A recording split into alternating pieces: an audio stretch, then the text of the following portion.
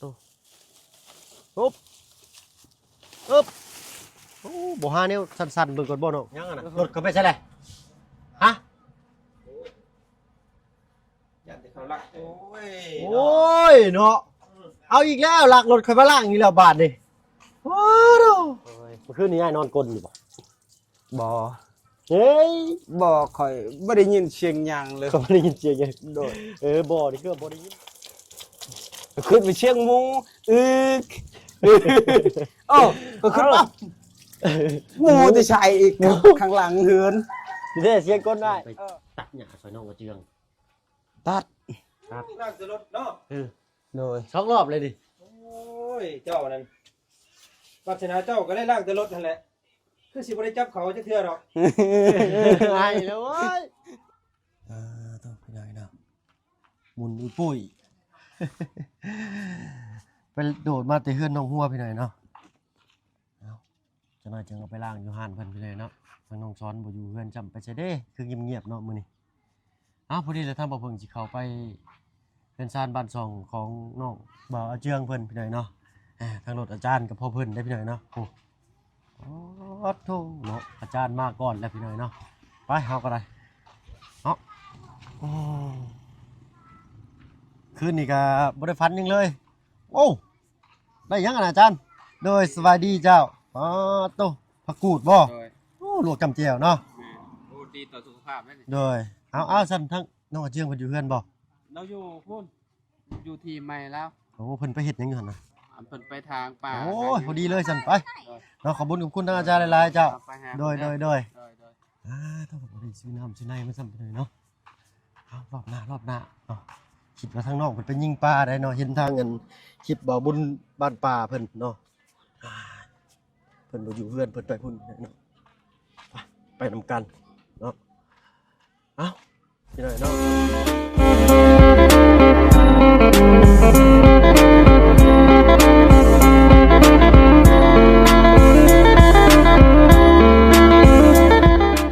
ทักทายเนาะกับทักทายสบายดี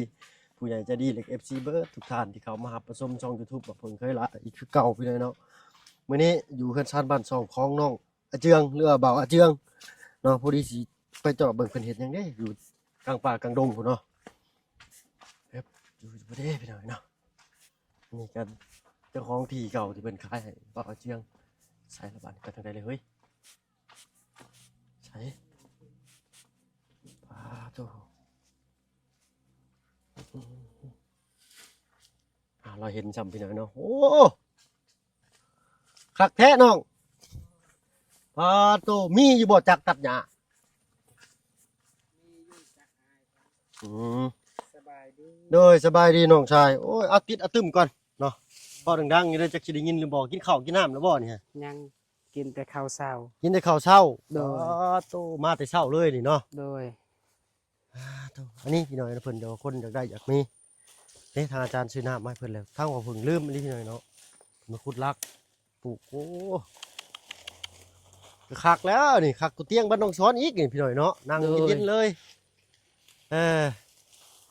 ที่บ่อนนี่พี่น้อยเนาะบ่ต้องยากปรับเลยได้เนาะเป็นไดมีทางอันไผมาแจ้งข่าวดีเจ้าเลยเนาะมีคนมาแจ้งข่าวดีอยู่บ่ ก็บ่มีอยู่ บ่มีซ้ำเนาะ โดย เอาพี่น้อยเนาะรุ่นเบิ่งนำกันว่าครอบครัวน้องอาเจียง สิได้ต่อเติมบ้านเฮือนชานบ่หรือว่าสิให้ทางน้องเพิ่นมาปลูกกระต๊อบหรือแนวใดรุ่นเบิ่งนำกันพี่น้อยมีแต่สิได้ย้ายเท่านั้นแหล้วน้องๆมาเนาะ โดย เป็นอะไรซื้อดินดอนเป็นของตัวเองเนี่ยโล่งใจอยู่บ่ ก็ดีใจแฮง ดีใจเนาะ โดย มีหยังอยากบอกป้าลุงอยากบอก FC บ่ที่เพิ่นสมทบชื่อดินให้เจ้า ก็มีอยู่ มีแนวใดความจากใจเลยนะน้องที่อยากเว้าออกมาจากใจจะเลยนะ ก็มีอยากเว้าให้อวยพรนั่น อืมมีเฮากับบ่มีหยังตอบแทนเนาะมีแต่อยาก มีแต่ อวยพรอวยชัยให้เพิ่น อวยชัย โดยตั้งมุกตั้งใจเด้อน้องเด้อเว้าออกมาโลดเจ้าอยากเว้าแนวใดในจุดในจิตในใจเจ้าเนาะ ก็อยากเว้าแบบให้ผู้ที่ช่วยผู้ใหญ่ใจบุญแบบให้มีบุญมีวาสนาก็ขอให้มีวาสนาสิ่งใดขอให้ได้สิ่งนั้นนอนหลับขอให้ได้เงินหมื่นตื่นมาขอให้ได้เงินแสนให้นอนหลับพันดี ให้ร่ำรวยก็ให้อยากเย็นเป็นสุขก็วาสนาสิ่งใดขอให้ได้สิ่งนั้นก็มีแต่อวยพรซ้ำนี้แหละก็บ่มีหยังหลายน้องก็บ่ฮู้คือกันโดยเนาะ โดยสำนี้ก็ดีใจแล้วแหละน้อยเนาะ โดยที่ขาดบ่ได้ก็คือทางทีมงานเด้อน้องเด้อ โดยเนาะต้องขอบคุณทางทีมงานเพิ่นนำเนาะ โดย ที่เฮ็ดให้เจ้าได้มีดินดอนตอนหญ้า โด เนาะ ย ทางทีมงานเข้ามาก็มาสดสวยเจ้าได้ถ่ายคลิปถ่ายทอดวิถีชีวิตเจ้าให้ปาลุง FC ได้เบิ่ง โดย ได้ชมเพิ่นเห็นเพิ่นก็สงสารดูต้นสงสารสดสวยจะมาเนาะ โดย ทางพวกอ้ายก็ซอยได้สำนั้นน้องเนาะ โดย เอ้ามีแต่เสียดยังต่อบัดนี่ กะสิแบกกกมัน โอ้สิทุบไม้ไปเผาเนาะ โดย อันนี้มันบ่มีอะตึมบ่อยู่หลุมนี่เนาะ บ่มี บ่มีเลยเนาะ โดย เอาจากชิวหกเนี่ยเด้อพี่น้องเนาะตัวนั้นกระเป๋าแป้นเบิดแหละเนาะทางนอกก็เจียงเป็นขยันขันแข็งอยู่ดอกเนาะทุบแล้วก็เผาเลยแล้วเนาะน้องบัดนี้เนาะ โดย ทางอันลูกกับเมียได้ซะน้อง หากับเมื่อกี้นี้ ฮะกับเมื่อเมื่อกี้นี้ โดย เอาบ่เป็นหยังให้ทางเพิ่นเอาลูกนอนก็แล้วกันพี่น้องเนาะเอาสิเผาดิต้นกล้วยนี่ก็สิเผาทิ่มเลยบ่น้อง โดย ถือว่ากว้างเลยพี่น้อยใน12 เมตร ไปใส่ลักนั่นโอ้มาผูกเป้มื้อนี้บ่นะ โดย ดอกคักอะลีพี่น้อยเนาะ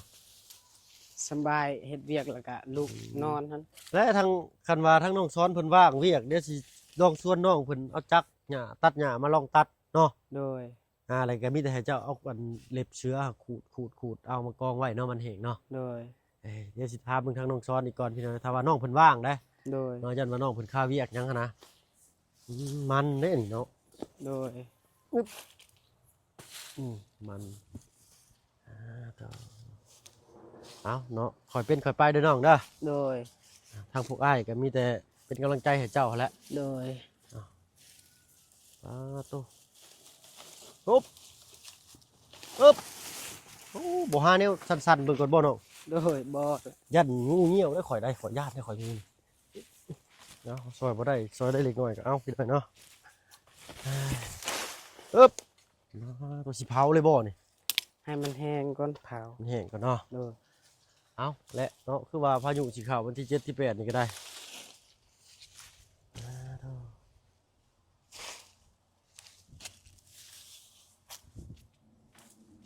สิแหละพี่น้อยเนาะ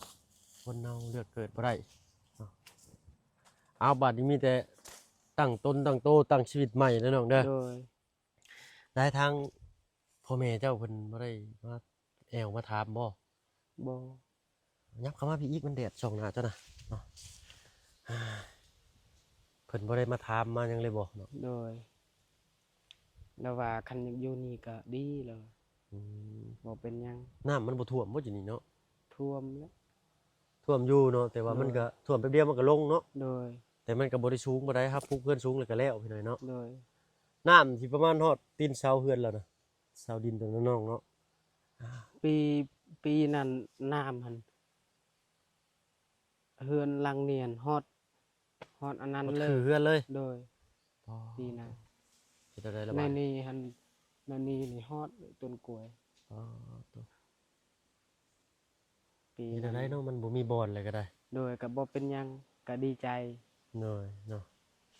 ก็มีแต่เฮาก็เฮ็ดเผื่อไว้เลยเนาะเวลาน้ำ เออ ท่วมน้ำหยังมาเฮาก็เฮ็ดเทือนขึ้นสูง โดย ๆเก็บข้าวของขึ้นอยู่เทิงเนาะ โดย ก็นอนอยู่เทิงเฮือนก็บ่เป็นหยังเนาะใส่เฮือเนาะ โดยบ่เป็นหยัง หักเบิ่งแย่งเอาแต่ลูกอะไรเนาะน้องเนาะ โดย ญาติเพิ่นดินน้ำดินในเอ้าเดี๋ยวสิลองโอลมน้ำน้องซ้อนลองเบิ่งเนาะ โดย จังได๋สิไปหาเพิ่นอยู่เฮือนบ่เห็นเพิ่นเด้เมื่อกี้นี้ โดย ไปหาเพิ่นว่าถ้าเพิ่นว่างเดี๋ยวทางอ้ายสิซื้อน้ำมันให้น้องเพิ่นเองเนาะ โดย 4-50พอได้ตัดช่วยเจ้าเนาะ โดย อ้ายก็บ่มีหลายอ้ายก็พอได้ช่วยเล็กๆน้อยๆน้อยๆเนาะ โดย มามื้อนี้ก็บ่ดียังมาปากมาต้อนซ้ำ โดย บ่เป็นหยังเนาะ ก็บ่เป็นหยัง เนยเอ้าคือว่าเห็นทางเจ้า ยิงปลาคือแม่นแท้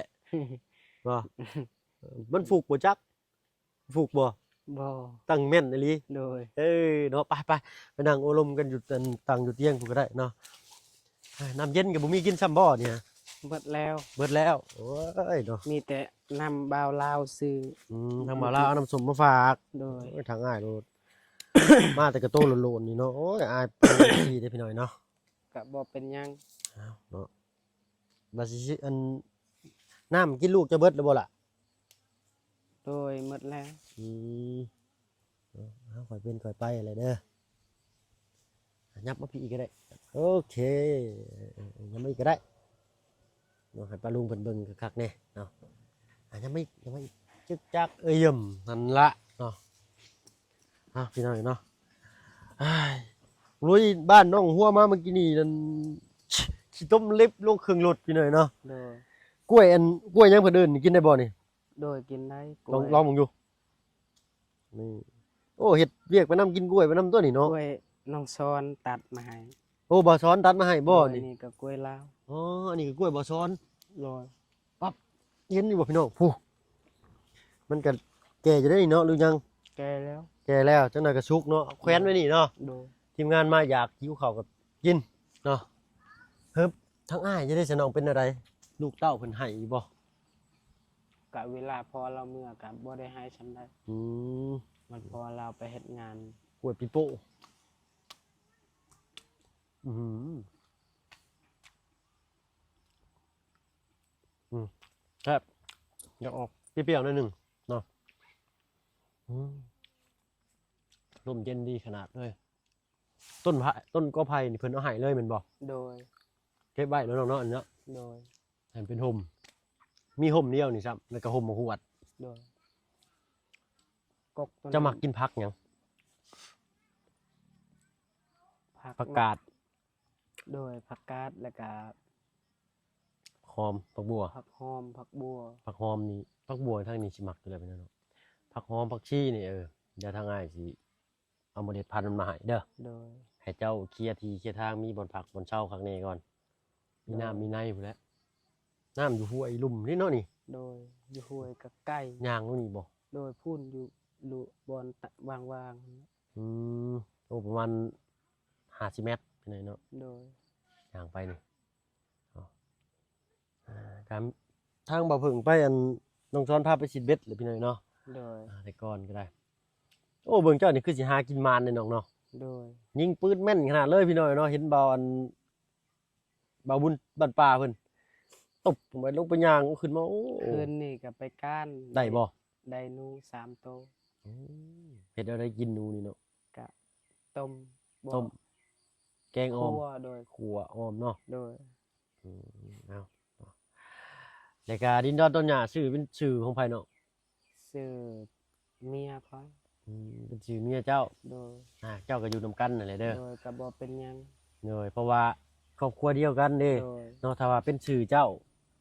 บางเทื่อบางพี่แบบว่าขอโทษขออภัยพี่น้อยเนาะบางเทื่อพ่อแม่เนาะมาแบบนั่นนี่อะนะอันนี้ใครแน่เป็นชื่อของลูกไผ่ โดย อันนี้ก็เป็นของเราแล้วก็เป็นของลูกเรา โดย เนาะเอาพี่น้อยเนาะดีอกดีใจพี่น้องเด้อ โดย สู้ๆขยันขันแข็งนี่เรานะ โดย มีแต่ยางกล้วยเนาะในส่งเรา ย่างกล้วย เพราะว่ามีแต่ขี้ต้ม โดย เกิดเป็นสีขาดแล้วต้องขี้ต้มบ่อยเกินไปพี่หน่อยเนาะอ้าวเดี๋ยวทางอ้ายสิลองโอลมน้ำน้องซ้อนเบิ่งเนาะให้เพิ่นมาเอาจักตัดหญ้าตัด โดย ตัดจะคักเนาะถ้าว่าน้องเพิ่นวางได้จังได๋พี่หน่อยเนาะโอ้หิวข้าวได้นี่ท้องห้องจวกเนาะ โดย กินกล้วยไปก่อนเนาะ โดย กล้วยยังเพิ่นเอิ้นหนึงส่วนน้อง กล้วย เด้อก ล้วยจักกล้วยหยังกล้วยนี่เขาขาย กล้วยน้ำว้าหั่นบ่ โดย กล้วยน้ำเนาะ โดย โอ้ลูกกล้วยลูกตะมุตะมิมันจะแพงครับหวานลุงหวานอมเปรี้ยวหน่อยหนึงของดีแหละหนึ่ง โดย กล้วยหนึงต้นไผ่นี่ก็ไว้ใช้ประโยชน์ได้หลายเนี่ยมันเป็นกล้วยโบกกองเหลืองเฮ้ย กล้วย อ้าวเขาจะกระถิ่มนะ จักและเขาเห็นมันหีบ มันหิง โดย มันบ่แซ่บมันหรอกมันเป็นไงนะโอ้บ่เพิ่งกินกล้วยเบิด2หมากพอได้พี่น้อยเนาะปกติบ่เพิ่งสิบ่มักกินกล้วยปานใดมันก็มาปุ้มๆมึง ยาแหละ ได้แล้วบ่ โดย กินหลายนี่มันบ่ดีไปจักเนาะ ดีก็ดีแล้ว ดีเนาะ โดยแต่ว่ามันบ่สุกปานใดนี่มันมียางติดใน อื ปาก มครับ องช้อนมาแล้วบ่เนาะสิลองไปเว้าเรื่องตัญญา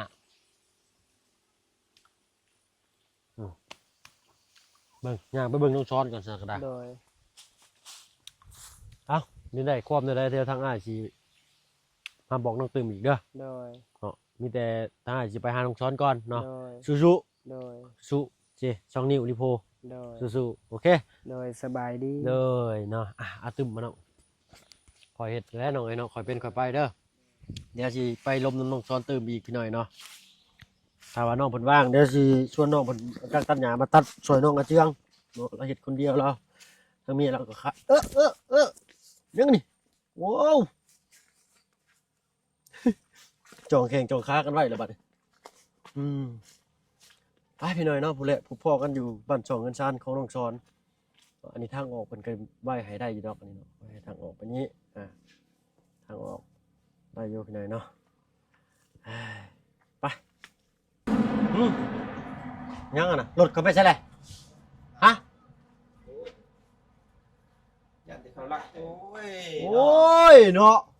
เอาอีกแล้วหลักรถเขามาล่างอีกแล้วบาทนี่โอ้โหรถเปื้อนบ่ได้พี่หน่อยเนาะลักไปรถกันมาล่าง สบายดี โดยสบายดีน้องชายโอ้โหตกใจเบิดพี่หน่อยเนาะก็เดี๋ยวรถเชียร์ เห็นแต่น้ำไหลลงไปเมนแล้วอ่ะพี่หน่อยเนาะเอาคือสิมักแห้งเนาะโอ้ยครับว่าทั้งน้องเพิ่นได้รถไปไว้นี่ขออนุญาตนั้นชี้โป่งอยู่เหล่างๆแต่ละมือนี่เนาะเอาเนาะไปขี่รถบ้านนั้นบ้านแก่งทองมาพี่หน่อยเนาะจอดปะไว้ทางเพิ่นจักไปไสสงสัยจอบอยู่หน้านี่ฮะจอบอยู่บ่จักเนาะไปเลยไปได้แม่ได้ฮะเนาะเอาพี่หน่อยเนาะเอาพี่หน่อยเนาะบาทได้บาทนั่นเนาะเห็นบ่ได้เราก็ได้เอาเด้อน้องชายเอ้ยให้เจ้าได้ไวๆเด้อเนาะ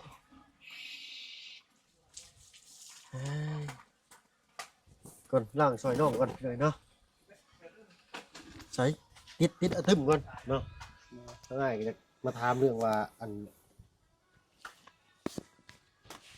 ว่างบ่มึง ว่างอยู่ ว่างเนาะ โดย อ้ายอยากชวนไปตัดหญ้าซอยน้องกระเจือง ตัด นั่งจะรถเนาะ โดย 2 รอบเลยดิ โอ้ยเจ้านั่น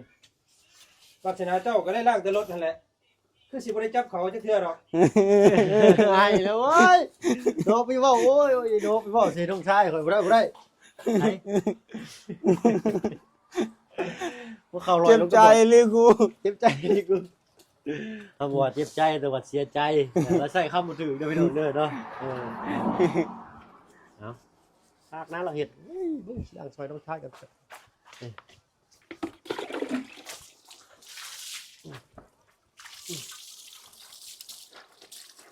เพื่อนทางนี้เนาะ โดยต้มได้ ต้มลายแห้งนี่ผ่าหอยไว่าเต็มต้นเชาไปจักไปใส่เนาะ จักไปใช้ได้ค่อยก็งงเลย เจ้าบ่เมียนดี ว่าตากไว้ในกุกเสาผ่าขี้ริ้วก็สิเอากันบ่เนาะ ๆยันเขาเอาไปเช็ดรถคือกัน เอาไปสิรถคือกันโอ้ยเนาะเฮานี่บ่กล้าเอาเด้อเฮานี่ผ่าเก่าๆใช่พี่น้อยเนาะเฮ้ย บ่ได้ว่าแข่งนี่เชื่อนี่ แข็งบ่เอาเสื้อเจ้าของมาเช็ดให้ง่ายไปจ้าหนังปลาเนาะ บ่เชื่อมันเก่าแล้ว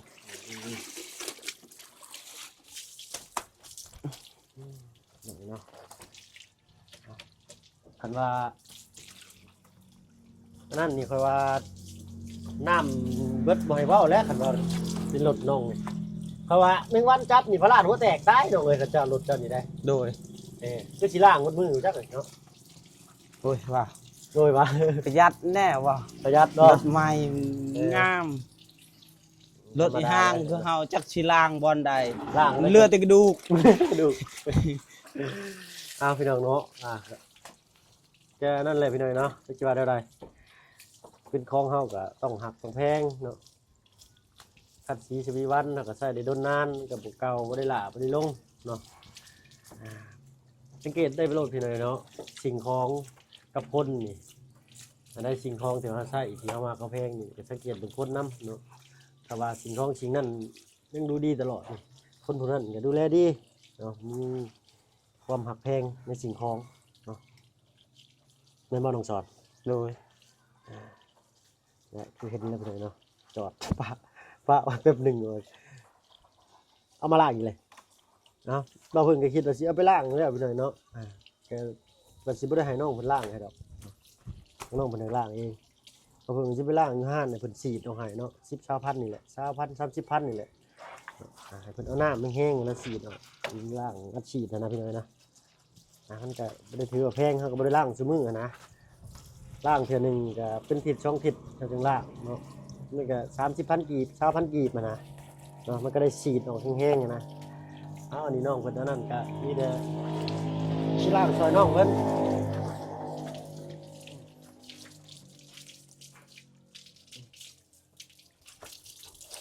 ข่อยผู้ดึงเล่นน้องซอยหมักล้างรถนี่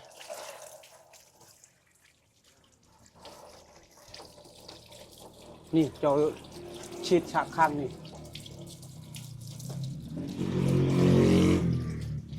ลิฟต์ลงขักให้น้องซอยนะรถนะตกกี่จุกลึกๆนี่ ลึกๆแล้วทางเข้าพุ่นว่ามีแต่ขี้ต้มนั่นแหละ ต้องเอารถน้องซอนไปนะน้องครับ โดยโอ้ยเราจะไป ตกลง ไป มา มื้อนั้นก็ยัง เกือบบ่รอด เกือบบ่รอดแล้ว เอาพี่หน่อยเนาะอดเอาน้องชายเนาะคือว่าทางบ่อเสียงเปิดชมทบให้แล้วนอกจากมาอีกเท่าไรก็ยังบ่ฮู้กันไปทางบ่อฝึกยังบ่มีเนาะอยากมีให้น้องเด้น้องชายเฮ้ยเมื่อคืนนี้ยายนอนกลนอยู่บ่ บ่ เฮ้ย บ่ค่อยบ่ได้ยินเสียงหยังเลย ก็บ่ได้ยินเสียงหยังโดดบ่นี่คือบ่ได้ยินบ่ได้ยินเด้อรับลึกคือกันสนักได้เนาะเอาต่างคนต่างรับลึกไปใส่กันบาด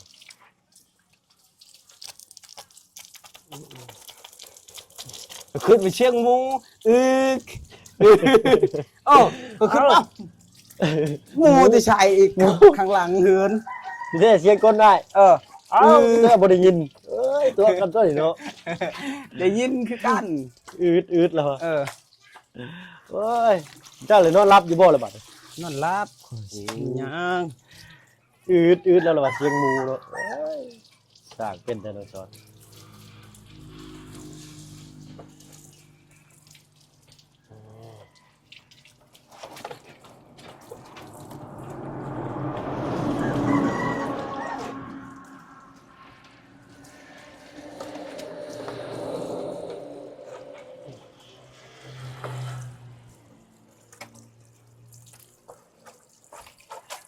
โอเคเ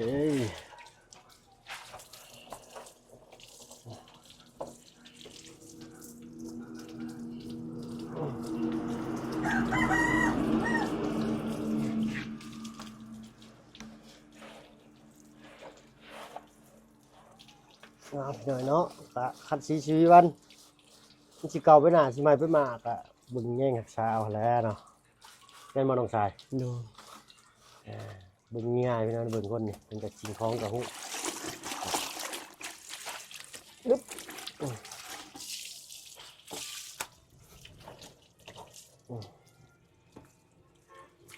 ที่ต้มลายนี่เด้บัดหนูหัวโอ้ โอ้ลายแล้ว ชงเพื่อนเบิดชงอันน้องเอ้ย โดย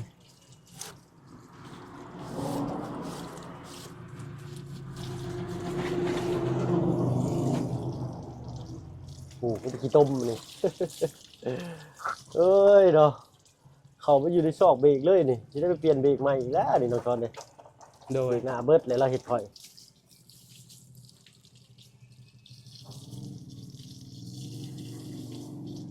ถือกุ้งโทรศัพท์จัก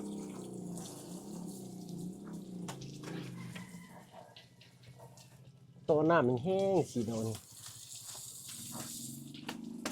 จังไล่หลุดออกเลยนี่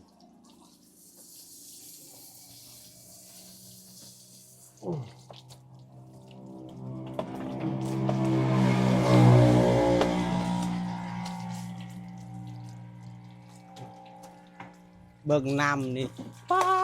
ดตกจนแดงเทือกเห็นบ่ แดงเลยเนาะโคตรดีนี่ เบิ่งมาไปฉีดมา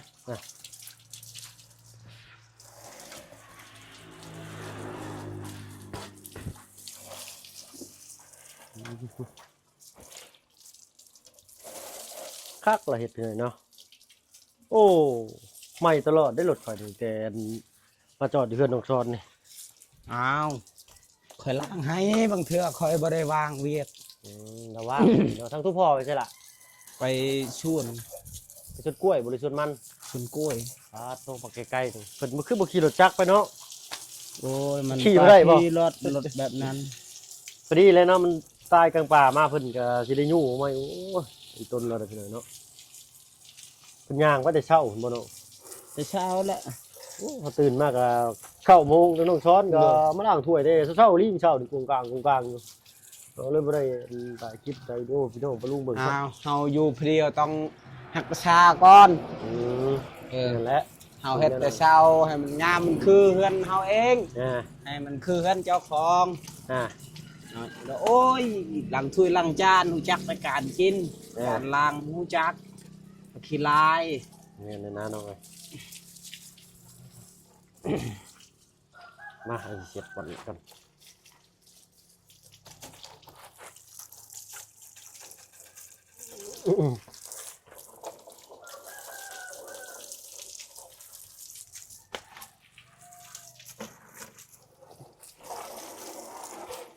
ฉีดน้ำให้พี่น้องนี่เยี่ยมละโอ้เจ้าหมากล่างรถไปเห็นงานคาเฟ่คือสิคักกันตอนนี้ โดย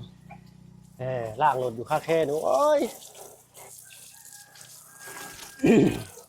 ฉีดเช็คนี่เยี่ยมยกกระบอก ข่อยมักดินน้ เย็นมาเนาะ ำ โดย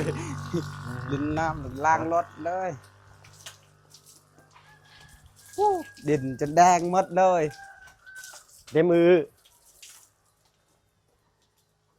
เรียบร้อยพี่น้องเอ้ยเนาะเอาไอ้ขออวยพรให้เจ้าได้รถในเร็ววันนี้เด้อน้องเด้อ โดยขอบใจละลาย ให้ก็อยากมีหยังตอบแทนเจ้าเนาะเอายังมื้อแรงสิกินยังมื้อแรงนี่ให้เลือกเมนูหนึ่งมื้อคืนนี่ต้มมาม่าแหละ จักสกินเมนูเนี่ย หือ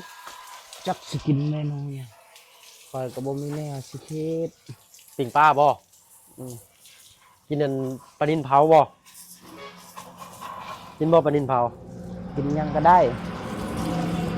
เอาสิเราได้กินปลานิลดิมีแต่เผาเกลือแล้วเนาะ โดย เดี๋ยวมื้อแรงไงสิจัดให้นั่งปิ้งกินเนาะ โดย ตำแจ่วเนาะ โดย ปลาลุงเลยเนาะคิดเมนูซอยแน่เนาะมื้อนี้มีมื้อแรงมีเมนูปลานิลเด้อ โดย เนาะลาบก้อยนี่ว้าวแล้วบัดปิ้งเนาะเผาเอาไปต้มห่อเลยเผาบ่ โดยพูดใบตองครบ เอาพี่หน่อยเนาะมีหัวจิไข่บ่ มีหัวสิไข่ โอเค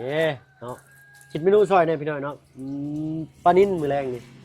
เนาะสิไปห้านขายปลานิลนี่แหละก็ให้ เมื่อวานนี่กินมีเนาะ ว่านี่กินมีเนาะ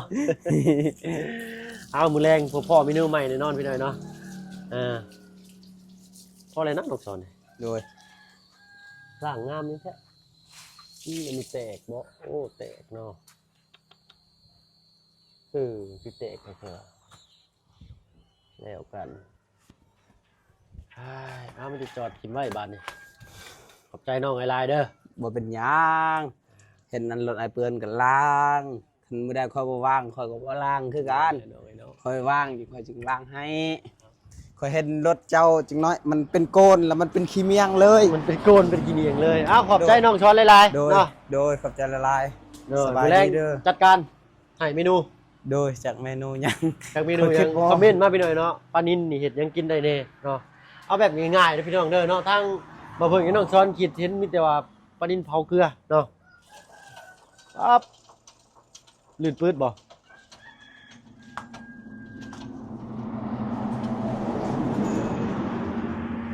ย่ายกเข้าไปได้หนีบมือได้ บ่เบิ่งโชว์มันบ่เป็นหยังมันยังบ่ได้ โซมันโอเคอยู่เนาะ โดยโอเค โอเคพี่หน่อยเนาะสำหรับคลิปนี้ถ้ามาเพิ่งเลยน้องช้อนก็สิขอตัวลำลาแล้วเนาะ โดยสบายดีเด้อ โดยเนาะฝากยัง ฝากกดไลค์กด Subscribe แน่ โอเค เลย โอ้ยพี่หน่อยเนาะเอาเบิ่งอีกก่อนเนาะถ้าว่าน้องชอนว่างก็สิให้ทางน้องชอนไปตัดหญ้าซอยเบาอาเจียงเบิ่งก็คือผ้าพ้นสิตกเลยแหละพี่หน่อยเนาะมีน้ำมันอยู่บ่เนี่ย น้ำมัน มันรถนี่ บ่มี อ๋อเดี๋ยวให้ไปซื้อน้ำมันมาให้ตัดหญ้าเอาตาน้องชอนเป็นเช้าเมื่อยซะอิดก่อนเนาะพุ่นแหละฟังเบิ่งทางลุงกับทางอาจารย์เนาะเพิ่นว่าแนวใดไปพบพ่อกันคลิปหน้าพี่หน่อยเนาะยินดีมีแห่งเบ่จุทุกคนที่เข้ามาชมช่อง YouTube ของเพิ่นเคยหลายเช่นเคยเนาะลาคลิปนี้ลาแล้วพี่หน่อยเนาะสบายดีจ้ะ